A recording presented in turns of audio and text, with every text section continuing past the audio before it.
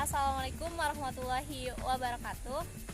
Hai teman-teman, perkenalkan nama saya Tia Rahmawati dari kelas B. Kali ini saya akan membahas tentang geografi regional negara-negara maju. Geografi regional negara-negara maju merupakan ilmu yang mempelajari tentang perkembangan negara-negara maju yang ada di dunia.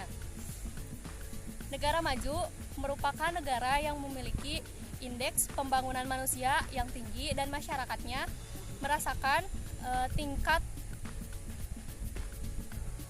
mobilitas yang sangat tinggi juga. Nah, di mana negara-negara maju memiliki perkembangan teknologi yang sangat tinggi dan juga menopang kehidupan sehari-hari. Nah, adapun ciri-ciri umum dari negara maju, yang pertama, teknologi yang sangat canggih, tingkat kelahiran dan kematian yang sangat rendah, tingkat KKN yang sangat rendah, produksinya di bidang teknologi industri yang mengutamakan impor, ekspor. Yang terakhir, tingkat kebangsaannya relatif tinggi. Nah, negara maju juga memiliki indikator-indikator, salah satunya indikator kualitatif dan kuantitatif. Untuk lebih jelasnya, terus tonton video ini sampai akhir ya. Sebelum kita membahas tentang indikator kualitatif dan kuantitatif negara maju, mari kita bahas apa sih pengertian ataupun definisi dari Human Development Index atau indeks pembangunan manusia.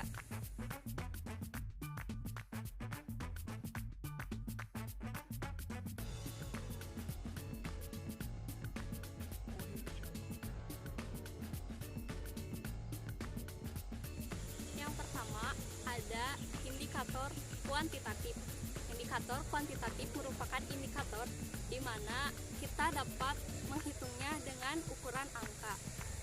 Adapun indikator-indikator kuantitatif negara maju, yang pertama tingkat pertumbuhan penduduk yang rendah, kepadatan penduduk yang rendah,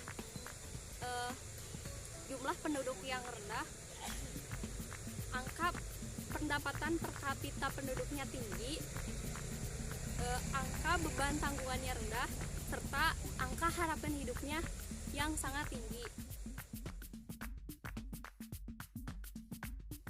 Yang kedua, ada indikator kualitatif atau angka yang bisa dibandingkan. Indikator kualitatif di negara-negara maju merupakan suatu pola kehidupan yang menjadi ciri ataupun pembeda dengan negara-negara berkembang. Adapun indikator negara-negara maju yang ada di dunia, salah satunya memiliki etos kerja dan juga pola berpikir yang disiplin, ulet, visioner, dan juga tekun. Mereka berpendapat dan juga menerapkan pola-pola tersebut di setiap harinya. Makanya di negara-negara maju memiliki tingkat mobilitas ataupun produktivitas yang sangat tinggi pula. Yang kedua, ada tingkat pendidikan yang tinggi dan juga kesadaran pendidikan mereka sangat tinggi. Mereka tahu perkembangan teknologi dan juga perkembangan modernisasi zaman kalau tidak dibarengi dengan pendidikan, maka mereka akan tertinggal. Tingkat kesadaran hukum yang tinggi. Ini yang menjadi pembeda negara-negara maju dan negara-negara berkembang.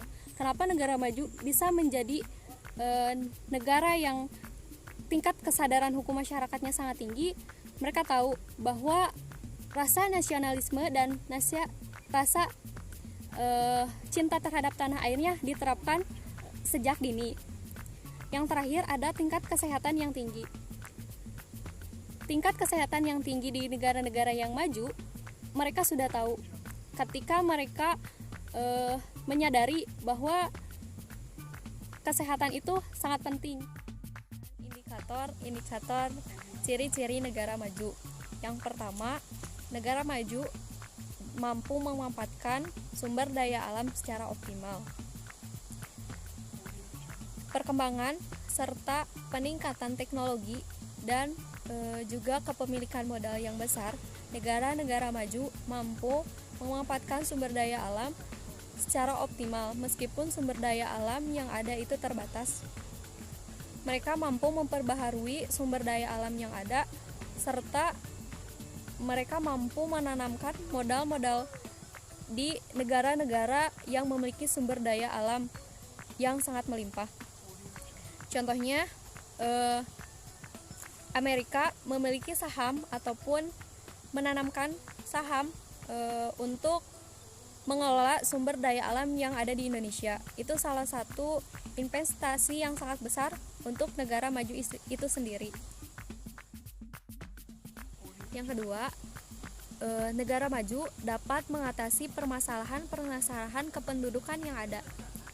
Kita dapat tahu bahwa kependudukan ataupun jumlah penduduk yang ada di negara maju mampu untuk dikendalikan ataupun daya perkembangannya sangat rendah. Nah, ini menjadi suatu hal yang membantu pemerintah dalam melaksanakan kebijakan-kebijakan ataupun penyelesaian masalah dalam hal kependudukan. Yang ketiga, produktivitas masyarakatnya berbentuk barang. Nah, 70% masyarakat di negara maju tinggal di perkotaan, di mana mereka tidak memerlukan sektor agraris. Jadi, mereka terfokus pada pengembangan ataupun penciptakan barang-barang untuk keperluan yang dapat diekspor. Kita dapat tahu produktivitas negara-negara maju itu sangat tinggi. Masyarakatnya sudah mampu memiliki pola pemikiran bahwa mereka harus produktivitas di masa mudanya atau usia produktifnya. Ini mengakibatkan pada berjalannya kebijakan-kebijakan pemerintah dalam menekan ataupun dalam menyusun suatu kebijakan tentang kependudukan. Berbeda dengan negara-negara maju di mana penduduknya belum bisa memiliki pola pikir yang sangat tinggi untuk kesadaran mereka dalam hal ataupun permasalahan kependudukan. Yang keempat, tingkat kualitas hidup masyarakatnya tinggi. Ini mendorong pada produktivitas masyarakat dalam sektor pembangunan serta sektor-sektor yang ada untuk menunjang karir masyarakat itu sendiri. Keempat, sektor impornya didominasi dengan ekspor barang dan jasa. Karena minimnya sumber daya alam yang dimiliki oleh negara-negara maju, bahkan ada negara maju yang tidak memiliki sumber daya alam. Ini mengakibatkan mereka mengolah sumber daya alam dari negara-negara lain dan mengekspornya ke luar negara tersebut seperti minyak bumi. Ada beberapa negara yang tidak mempunyai sumber daya alam ataupun sumber daya tambang di sektor minyak bumi, tetapi mereka mampu mengolah dan mengekspor minyak bumi tersebut ke seluruh dunia. Selanjutnya, tercukupinya fasilitas penyediaan sarana umum.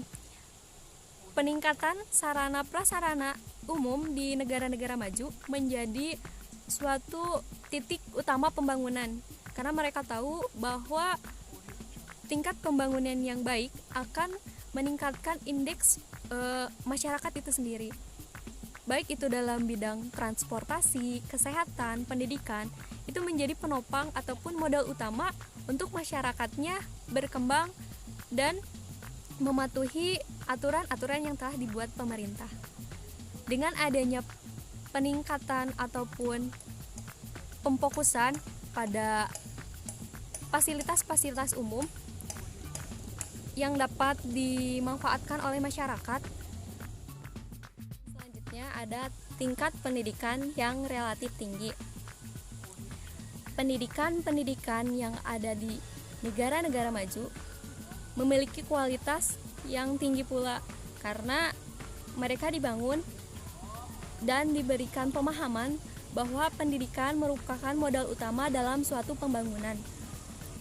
Pendidikan juga menjadi hal yang wajib untuk pengembangan kompetensi yang ada dalam diri penduduk itu sendiri.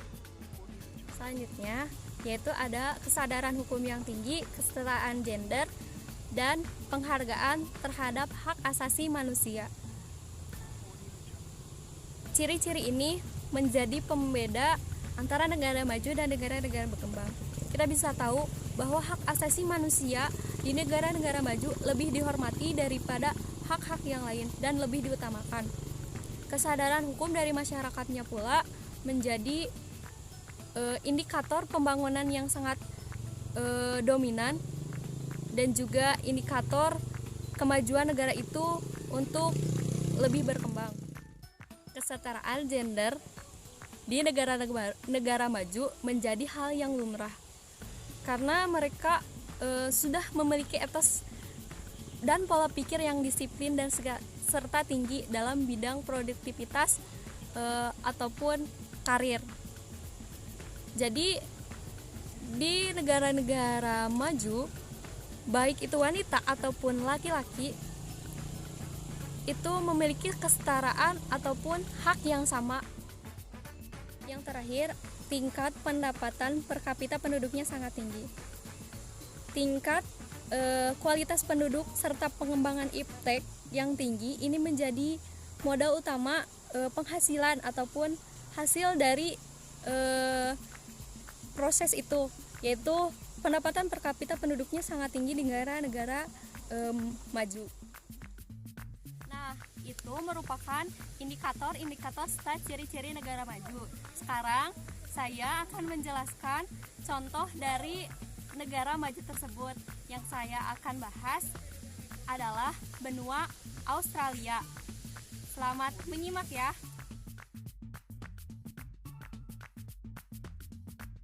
Sekarang saya akan membahas tentang Australia. Letak geografis Australia. Australia terletak di belahan bumi bagian selatan antara Samudra Pasifik dan Samudra Hindia. Benua Australia membentang dari garis lintang 10 derajat 41 menit lintang selatan sampai garis lintang 43 derajat 39 menit lintang selatan dan garis bujur 113 derajat 09 menit bujur timur sampai 153 derajat 39 menit bujur timur.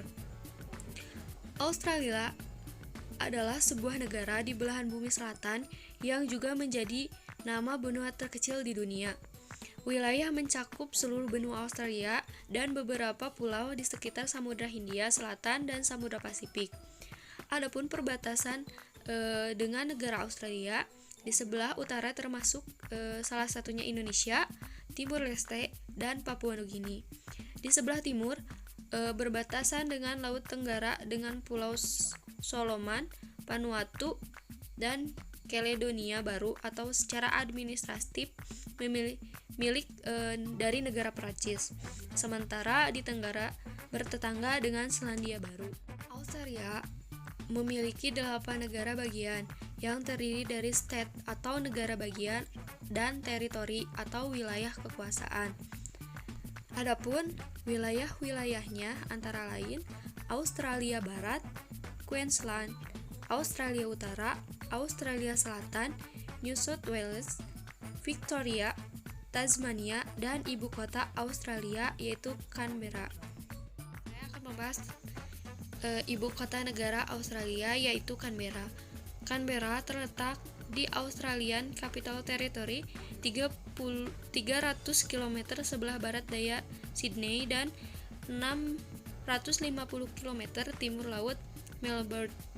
Letak di antara dua kota terbesar di Australia dipilih pada 1908 sebagai kompromi atas persaingan Melbourne dan Sydney untuk menjadi ibu kota negara. Nah, kota ini dirancang oleh salah satu arsitektur yang bernama Walter Burley Griffin dan membangun pada tahun 1913. Yang kedua ada kota Sydney. Kota Sydney merupakan kota terbesar yang ada di Australia. Kota Sydney memiliki populasi wilayah yang metropolitan 4,34 juta jiwa dan luas 12 km persegi. Penduduk Sydney dijuluki sebagai The Harbour City atau kota dermaga, yang penduduknya disebut Sydneysiders. Nah, Sydney juga merupakan salah satu kota yang paling multikultur di dunia, tercermin dari perannya sebagai kota tujuan utama bagi imigrasi yang ada ke Australia.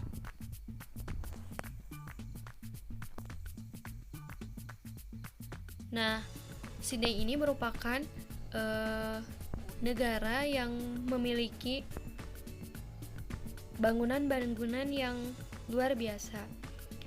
City of Sydney berada dalam wewenang pemerintah lokal yang bertanggung jawab atas pusat perdagangan, keuangan, dan budaya di area Central Sydney.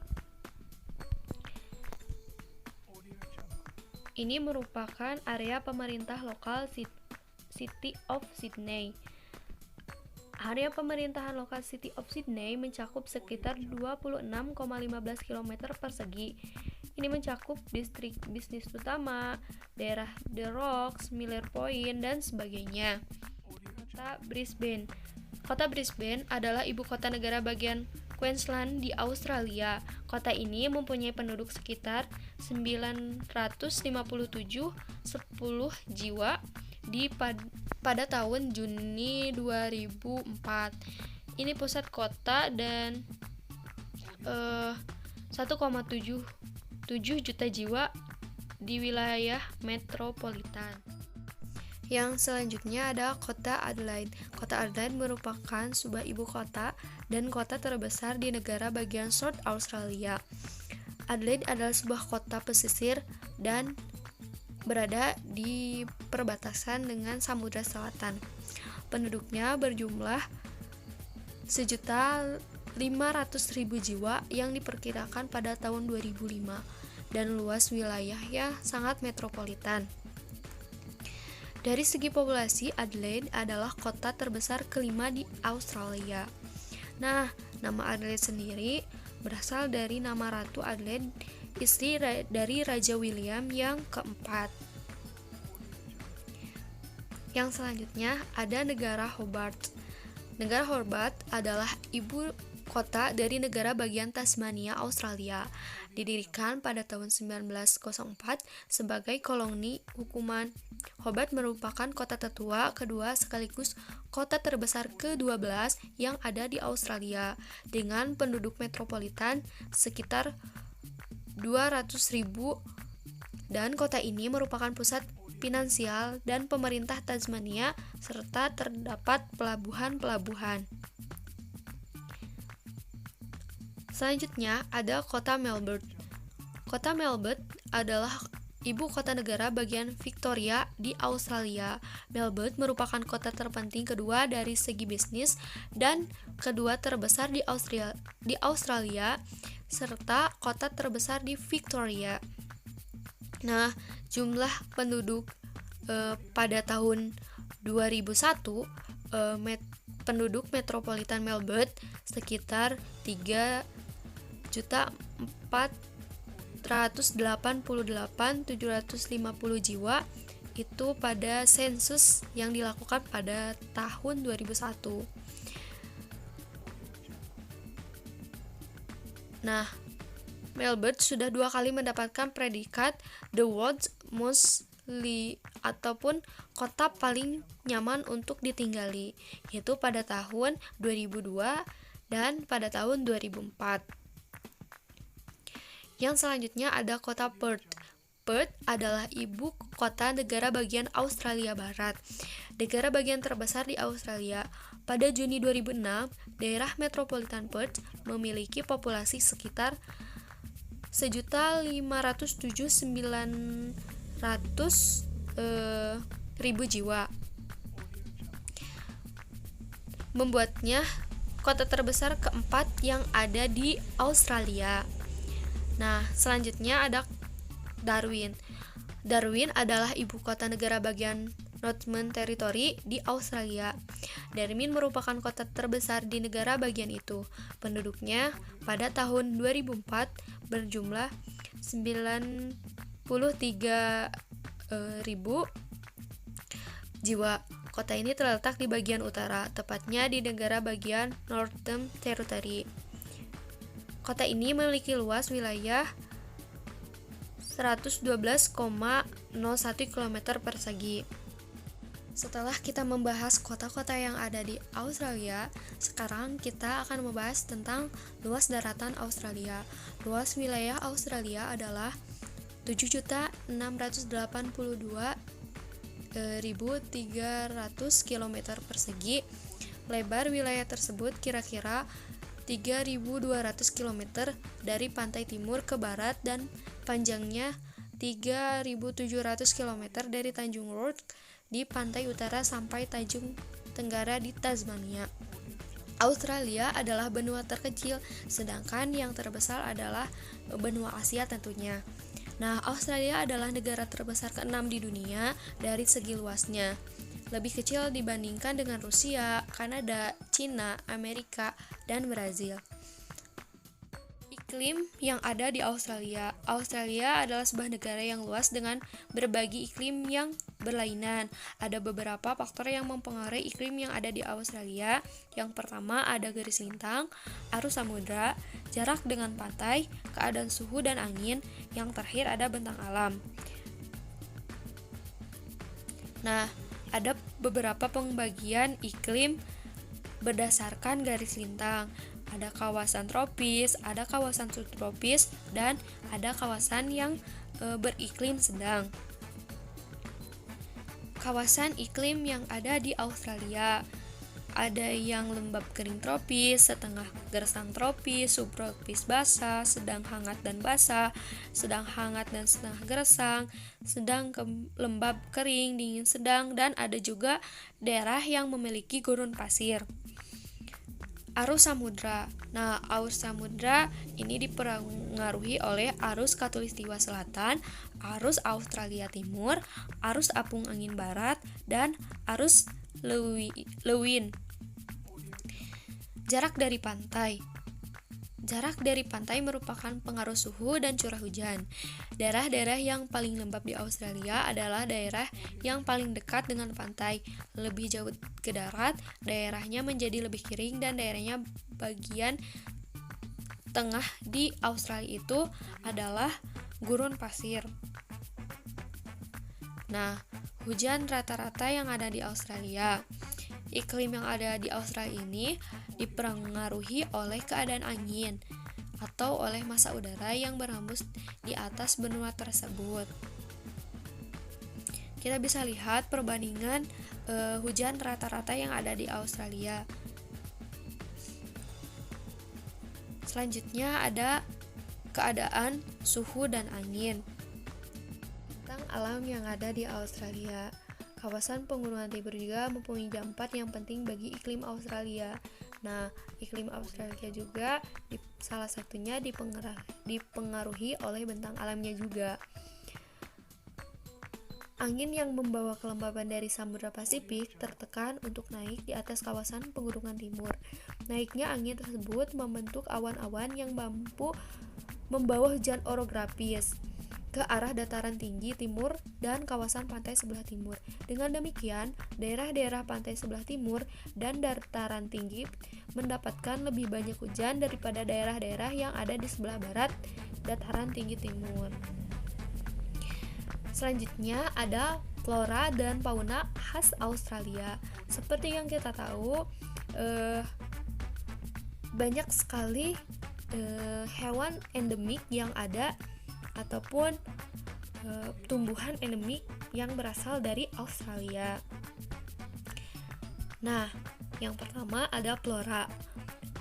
Flora yang lebih banyak ataupun yang lebih banyak ditemui yang menjadi flora endemik yaitu ada pohon kayu eukaliptus yang berjenisnya sebanyak 569 jenis dan pohon kayu akasia merupakan tanaman yang paling umum dijumpai. Nah, selanjutnya ada tanaman-tanaman yang dijumpai di tempat-tempat yang iklimnya berlainan seperti daerah beriklim panas, padang pasir, dan di daerah hewan ataupun hewan endemik yang ada di Australia. Australia, hewan-hewannya terkenal dengan hewan marsupial atau hewan berkantung seperti kanguru dan koala. Di antara hewan-hewan yang ada di Australia, ada hewan-hewan yang luar biasa yang disebut platypus dan terenggiling. Yang keduanya adalah jenis Monotrem, yakni hewan mamalia tak bergigi dan berlubang satu untuk bertelur dan membuang air. Hewan marsupial dan monotrem. Hewan marsupial adalah hewan berkantung. Waktu dilahirkan, hewan ini tidak berambut dan sangat kecil. Ukurannya dari 3 cm panjangnya. Sesudah lahir, hewan ini akan hidup di kantung induknya dan menetek. Mereka keluar dari kantung bila sudah benar-benar cukup besar. Yang kedua adalah hewan monotrem. Adalah hewan-hewan yang berjenis hewan yang bertelur seperti hewan reptilia atau burung, tetapi menyusui anaknya seperti hewan mamalia.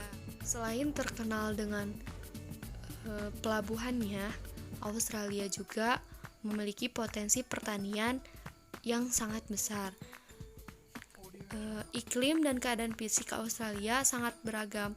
Ini yang mempengaruhi kemungkinan untuk menghasilkan berbagai tanaman pangan dan hewan yang berlainan. Terdapat daerah pertanian yang memelihara domba, ternak sapi, sapi potong, penghasil susu, dan tanaman buah-buahan. Ada tanaman tebu, sayur-sayuran, dan gandum. Juga Australia penghasil beras. Nah, pengaruh iklim ini sangat penting terhadap pertanian ataupun jenis pertanian yang dapat dilakukan. Misalnya, daerah-daerah pantai bagian timur laut beriklim monsun dan suhunya panas sehingga menimbulkan keadaan yang cocok untuk menghasilkan buah-buahan tropis. Sedangkan di daerah-daerah sebelah tenggara dan barat daya, suhunya sangat hangat dan curah hujannya cukup untuk menanam berbagai jenis buah-buahan dan sayuran serta untuk memelihara ternak sapi penghasil susu. Daerah-daerah yang setengah gersang cocok untuk menanam gandum dan memelihara domba. Yang selanjutnya, daerah-daerah yang gersang di Australia Tengah hanya cocok untuk memelihara ternak sapi potong. Ini sebabnya wilayah Australia atau benua Australia sangat beragam untuk di bidang pertanian sesuai dengan karakteristik daerahnya masing-masing. Dari hasil pertaniannya ataupun hasil buminya, Australia pun memiliki pertambangan utamanya, baik itu dari emas, biji besi, pertambangan baksit, penambangan uranium, mineral titanium, batu bara, minyak, dan juga pertambangan gas alam. Berikut ini merupakan peta persebaran pertambangan yang ada di Australia. Kita bisa lihat banyak sekali potensi tambang yang ada di Australia. Nah, sekian penjelasan secara singkat geografi ataupun geografis benua Australia. Terima kasih kepada teman-teman dan semuanya yang sudah menonton video kali ini. Mudah-mudahan bisa memberikan manfaat. Dan video ini saya buat untuk memenuhi ujian tengah semester Geografi Regional Negara Maju. Terima kasih. Wassalamualaikum warahmatullahi wabarakatuh.